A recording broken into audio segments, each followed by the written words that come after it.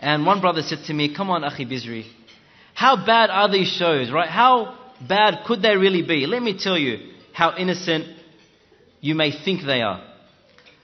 Tarzan lives half naked. Batman drives at 200 k's an hour and does all-nighters. Snow White lives with 7 guys, who are all non-mahram, by the way.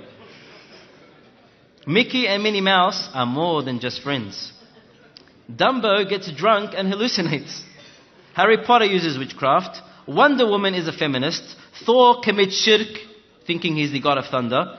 Superman wears his underwear on the outside. Hulk just smashes things. Romeo and Juliet commit suicide out of love. Cinderella comes home past midnight. Sleeping Beauty is lazy. Pinocchio lies all the time. Scooby-Doo gives nightmares. And Aladdin is the king of thieves. Yeah, real innocent. And then we wonder, why is my kid messing up? Why is he misbehaving at school? I wonder why, because look at what we are exposing our youth to.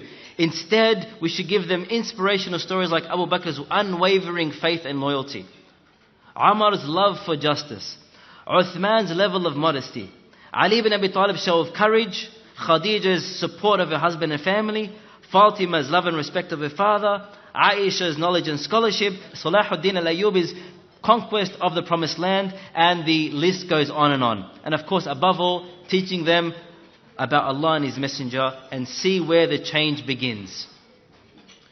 Like the Yahud are pumping millions into Hollywood, it's time the Muslims join forces and do the same, but not into Hollywood, in projects such as One for Kids, in other projects such as Little Explorers, things that we have as Muslims that we can provide for our children, inshallah ta'ala. It's long overdue. You know, Hollywood today is decades ahead of us, true?